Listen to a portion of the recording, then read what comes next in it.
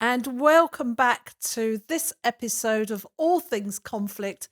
I'm your host, Maria Arpa, and today I am welcoming back my dear friend, Paul Baker, who is a philosopher and the creator of Systemic Win.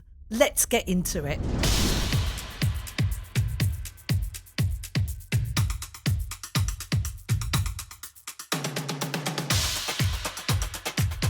Paul, honestly, thank you so much. We had so much fun last time, and you're such a good friend for doing this and being on. But, I have to say, that episode that we did in the last series, I thought you were brilliant. I thought your content was brilliant, and I love the wisdom that you bring. And as you know, I've always learned something from you, no matter how painful it's been in the process. So it's downhill from then, is it? No, I don't think so. Although, you take the time and you drive up here, which is just really wonderful. But, Paul, don't complain about the chairs.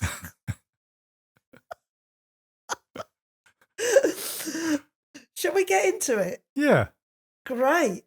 So this series is all about leadership, boards, non-executive directors, founders, entrepreneurs, all the people that kind of hold the power, if you like, and the kinds of conflicts that they might get into, and how systemic win, which is the model that you have created. Well, actually, I think it's a philosophy.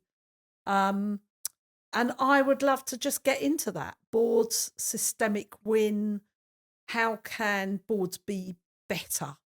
What's the improvement plan?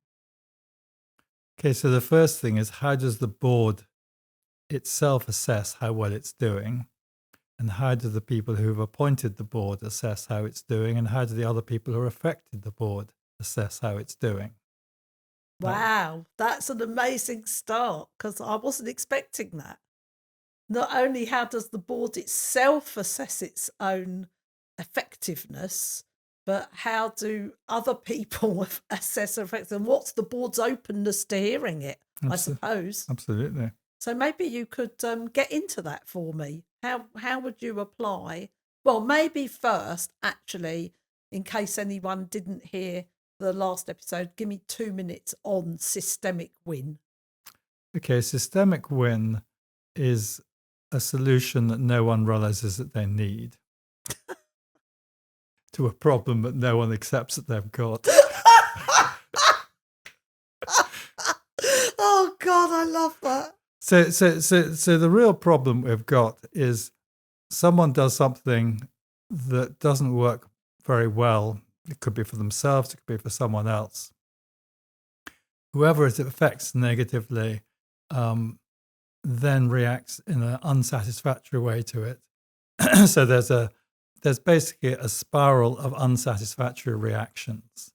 And I suppose I would say war is probably the most unsatisfactory reaction that we have, because the longer a war goes on, the more resources get used, the more people get damaged, and the less there is for the people who've survived the war to do something with, and the more they've got to just rebuild a whole bunch of stuff that's been broken. So systemic lose, I don't think anyone wants systemic lose. And its opposite is what happens that I respond well to what's happening with the person I'm engaging with, bring out more of the better in them, they bring out more of the better in me, and not just you and me, but the systems around us all flourish. So who decides what responding well is? Because I think that's where the key to this lies. Well, I would say, first of all, just start off subjectively. We know, am I feeling good? Am I feeling bad? Am I liking this? Am I disliking this? Is this satisfactory? Is this unsatisfactory? So it's like, when it's not going well, do I look at what my part of it not going well is? However I define it not going well. That's why I think we have to start with each of our own, what each of us actually is in our experience. So that's really interesting. So I start subjectively, and I say to myself, is this going well? Is this not going well? And one way, I suppose, of defining that is how I feel about it. Yeah. Doesn't this require us then to have perhaps a greater level of awareness beyond the punitive, adversarial, winner takes all mindset? That would be a good idea. I mean, because that mindset is so narrow and so short term, it's only going to produce problems. Well, give us an example. I mean, war was a really good example and very obvious and in our faces. But give me an example at a little local business level, or something that I could relate to in my life. Okay, I'm thinking of my father was a chairman of a charity, and he decided to change the shop it had because it was certainly the first charity shop in Bristol, and this was 50 years ago. And they were working with disabled people, and at some point they realized that that disabled people should. It's all very well able people helping disabled people, but how do you enable and empower disabled people to do what they want, to look after themselves rather than just to be grateful beneficiaries of what other people are doing? And so they created and there was a wonderful site that came up, and they took over this site. It was I think it was a wartime admin site. And they set it up, and there were and they brought in lots of other charities to operate there. And the lead charity, after my father died, and then after the person who had taken over and helped him get it set up, had also retired, and the new trustees just decided that they would rather sell off the site and have more resources for themselves, which didn't seem anyway. So the end result of it was something that was for the greater good was restricted, and there were lots of fights. And then another entrepreneur came in and bought the site, and I believe that subsequently he sold it on. So that dream was crushed because of the narrow, we want a bit more money for our bit of the project, and trashed all the other projects. Wow. I just want to sort of take that in for a second. So that would be a good example of looking at how a board, and this is a non-profit world, but I also want to look at the for-profit. I don't think there's I don't much think difference. there's no difference. Yeah. Let's start with, it doesn't matter, a board. Yeah. So without going specifically to that, then how does a board say, are we doing a good enough job for the vision or the mission? And how will we find that out? And who will we ask? And then how are the people who we don't even know but are affected, how will we find out whether they think we're doing a good job? So let's get past that just subjective now into the next layers, because I think this is really important, Paul. I suppose what's subjective and what's objective is actually much more difficult than most people realize. And so you could say what's objective is really a bunch of subjective assessments being agreed together. Some people might call it a consensus reality. Again, it doesn't really matter how you get there, but at some point, some standards are defined, and then it's like, how do you assess relative to the standards that have been defined? I mean, this is, as far as I can see, a continual problem in business. How do you measure success? Do you measure success purely by how much profit you're making? Do you measure your success by the quality of the team of people you've got and their capabilities? Do you measure your success by how many other organizations you buy up and acid stretch? That there are a lot of these, but in the end, which of those measures do we use? So if I was saying, okay, which measure should I use? And I said, well, actually, there's this bloke called Paul Baker, and he has this philosophy called systemic win, in which as many people as possible that are affected feel good about what's happening. How would we do that? How would we go about it? I would want them to do more than feel good about what's happening. Now, you can be, on a night out and you've had a few drinks, you can be feeling really good. That's a really good point. Okay. So instead of how can we ensure lots of people feel good, let's start there. What would you want those people to, what experience should they be having on an ongoing basis? I think I want them to be succeeding more than they're failing. And when they lose, when they fail, when things go wrong, to learn something useful from it, which you then use as a platform for further success. Mm. So let's talk about how does someone go about it, or how does a group of people coming together with some, whether the purpose is, for profit, whether the purpose is for, to put something wonderful out in the world, whatever it is, how does a group of people do this? I'm trying to balance being sufficiently conceptual and sufficiently specific, and I tend to err on the side of being too conceptual for most people. So when you want to keep drilling down to specifics, just hold me to that. I think the first thing is, and you were talking earlier about we might talk a bit about leadership and leading and so on. Well, leading, you can't lead unless you've got people who follow you. Mm. So what's the relationship between the person who's leading and the people who are following? I mean, by definition, you have fewer leaders and more followers. And so that's a critical dynamic. So when the leader says, okay, we're going to do this, they then actually go into a following mode because they have to see what do the followers or the supposed followers actually do. Do they go along, you could say, blindly with where they've been said do this? Do they go along questioningly? Do they go along reluctantly? Do they just ignore it? So it's like that's all feedback for the leader. Now, a good leader obviously has got what they think is a good plan. Are they interested in the specific feedback from the better informed members of their team who are going to implement and going to follow them? If it's just I know what's best, and you just got to do what I do, well, you just got ultimatums. You haven't actually got real people that you're working. You just want them to be good executors of whatever you specify.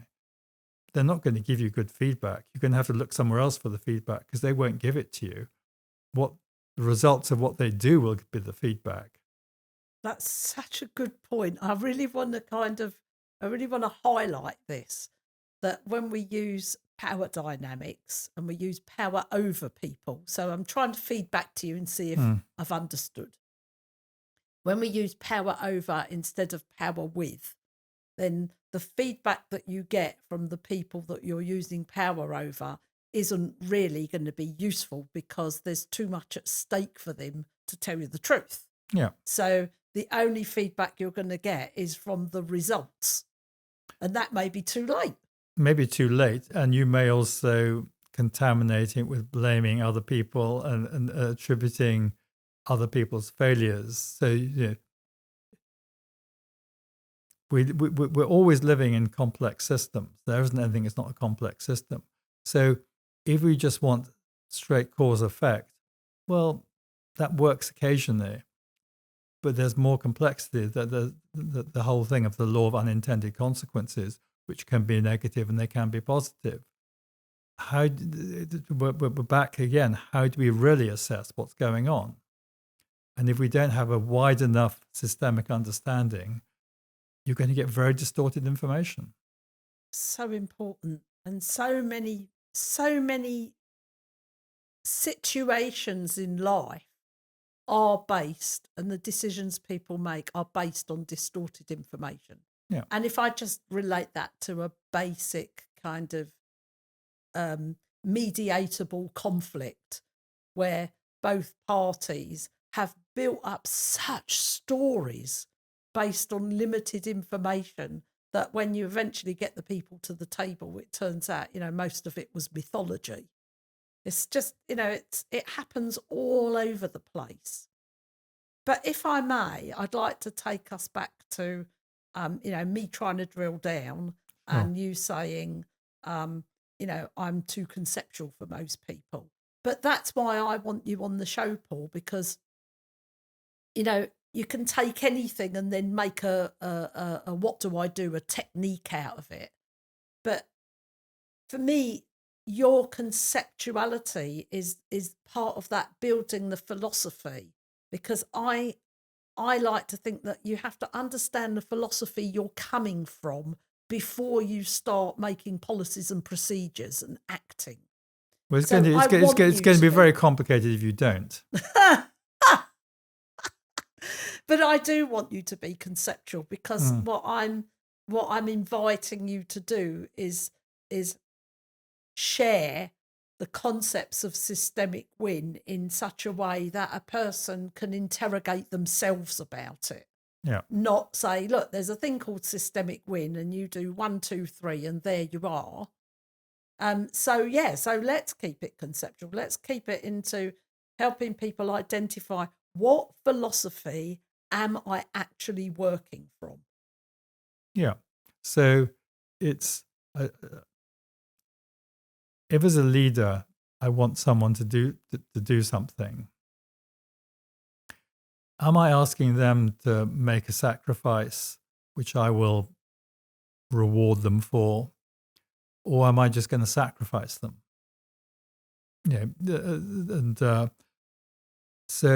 And it's how sustained do I want the relationship with that person to be? Am I just going to use them up and throw them on the scrap heap?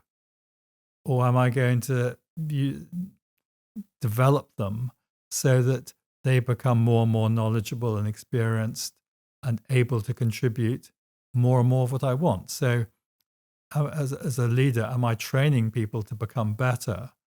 Or am I just trying to use what they've got, use it up and throw them away? That's really interesting, isn't it? And then that takes us down the route of, in my opinion, the society that we've built is very much based on the individual agenda. I have to make my own way. I mean, I think I remember, wasn't it Margaret Thatcher said something like, there is no such thing as society, or something Yes, like that. I don't understand how an intelligent woman like her managed to say something as silly as that. But I know. She probably, I mean, if we look at the humanity of it, she was probably under a vast amount of pressure, yeah, as I think she was in the part of her leadership where it was all starting to go a bit wrong, wasn't it? With the poll tax and the riots and everything. I mean, I'm not an historian, no, quite. but interestingly, yeah. So I think that what you're asking us to consider is actually we're all the systemic part of systemic win is that we're all relying on each other. Yeah, I mean, everything is systems within systems containing systems within systems. I mean, it's the reality, as far as I can see, is so complex. I have no idea how any of us manage to do anything, but we do. I mean, and humans are completely wonderfully amazing, but it's like, how narrow and short term is the focus, and how wide and long term is the focus, and if you don't pay sufficient attention in the moment, you've got a problem. And if you don't pay sufficiently wide and long-term attention, you've got a problem. And the real art is finding the balance, being short-term enough and long-term enough, and which one is the current priority.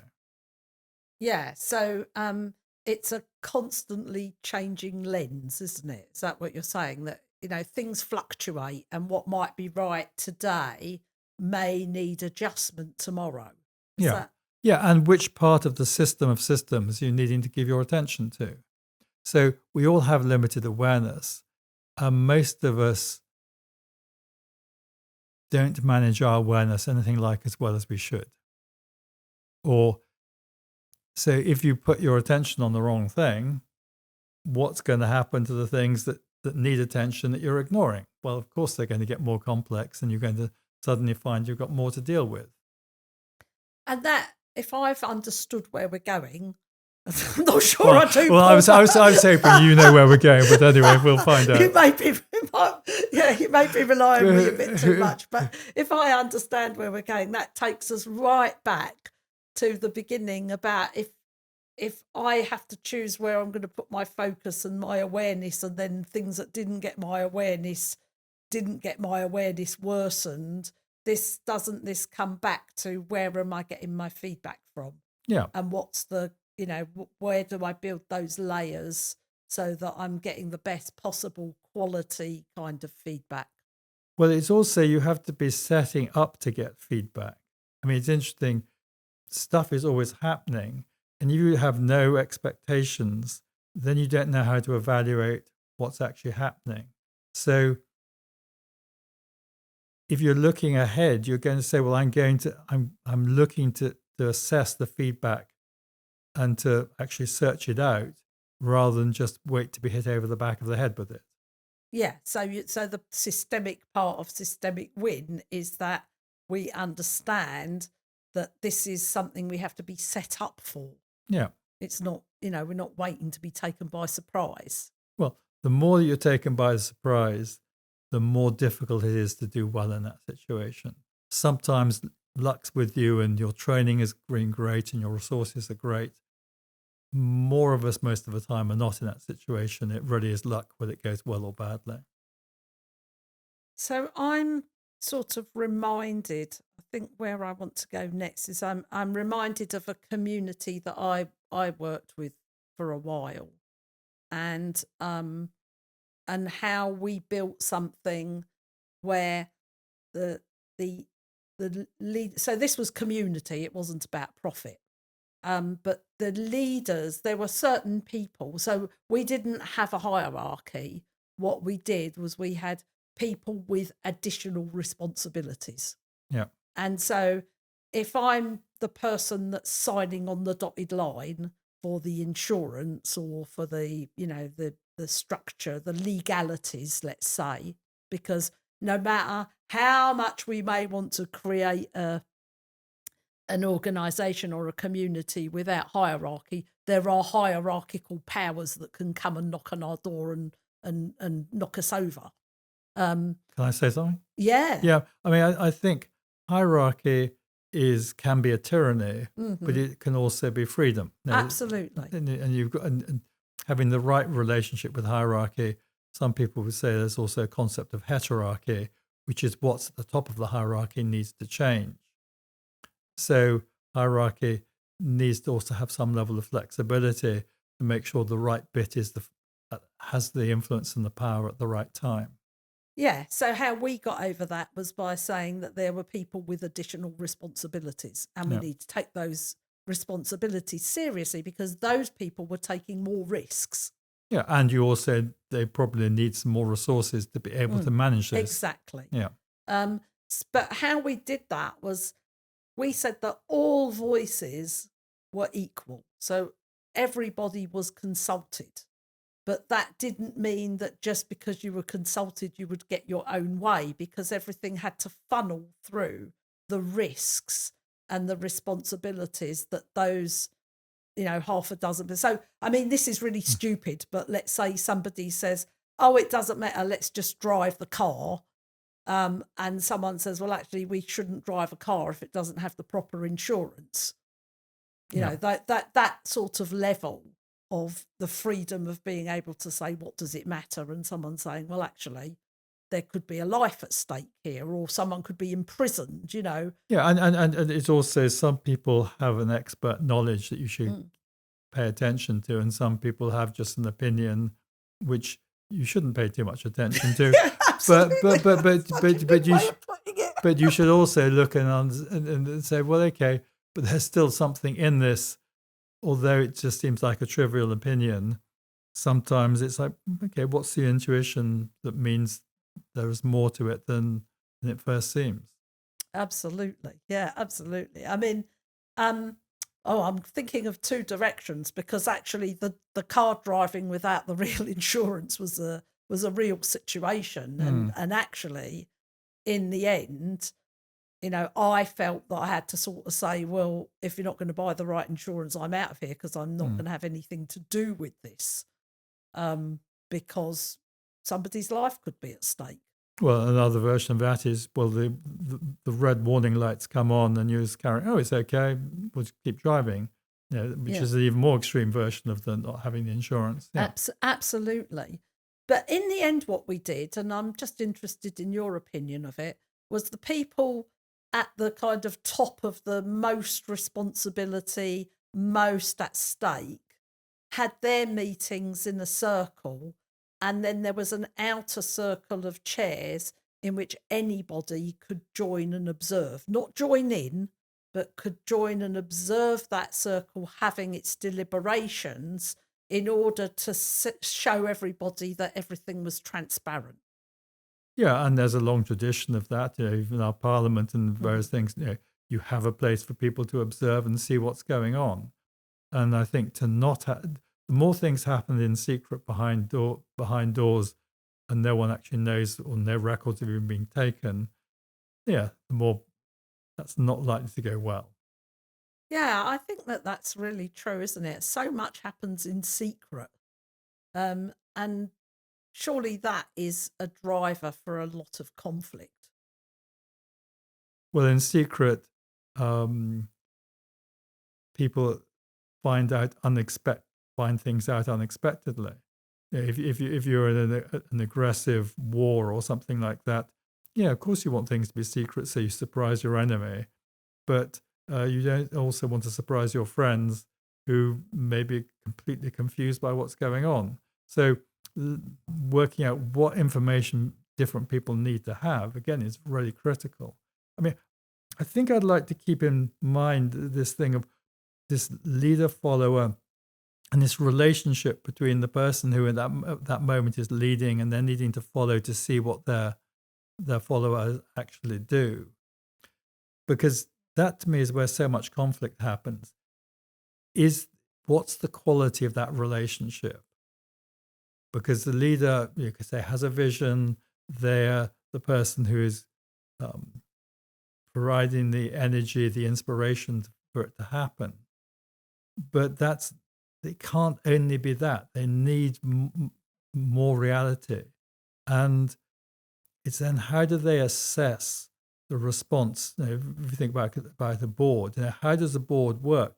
You'll have one person, if they're over, if the board is just there to rub a stamp, it's a useless board. Absolutely. Absolutely. But on the other hand, if the board has decided that they're going to subvert everything the leader's trying to do, which is happening quite a lot in politics at the moment, um, you're creating a very confusing thing, because people are trying to get who believe they have the authority to do something are trying to do it, and the whole bunch of the system is then undermining it, and you're heading for what ends up being civil war. It's internal conflict, and the organization is tearing itself apart. Mm. God, Paul, I mean, once again, just such an amazing conversation. And we're probably in the last couple of minutes. And Oh, I thought we were just getting started. well, we probably are just getting started, but I think we've been getting started for the last 15 years, haven't we? Yeah, it's true. um, but so I'm going to draw this to a close. And I guess I'd love to hear from you. If this has sort of, if anything in this has moved somebody, if it's opened a window, if someone's gone, oh wow, that guy is really, he's saying some really important things. What's what would you like to leave people with, and how could they find you? Well, I think before they find me, they need to check out what's the support you've got yourself. Now, what's the quality of the relationships with the people who you are to a greater or lesser degree depending on, and how well are you looking after them? Mm. And for instance, if they're interested in our conversations, I think that unless people are able to have the quality of dialogue that they need to have, they're not going to progress. So in some ways, I think I would probably say, if what I'm saying to you makes sense, well, talk to you and your team, because you are very good at getting people into a reality, to get to the reality of what they're dealing with, and it's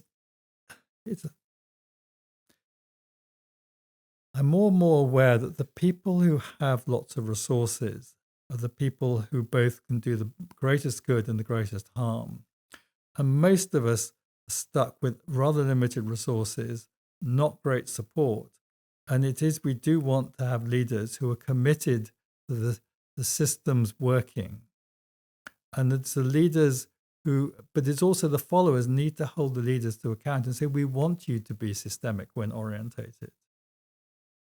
We need you to be systemic when orientated. Amazing. And on that note, Paul, thank you. Thank you so much for doing this. I think this is going to be a regular thing. I mean, that I would certainly like that. Would you like that? Yeah, and I think it would also be very interesting if people, however we get them, have very specific examples, and we can say, okay, this is the non-systemic win version of what's happening, and how would you tip that towards, if not actually into systemic win? How do you move in that direction? Oh, amazing. So let's do that. Let's put that out there. If anybody's got examples and they want to write in, I mean, it's pretty easy to find me through the social media stuff. We'll do an episode on it. Absolutely. Fantastic. Thank you so much. Thanks, Maria. Take care.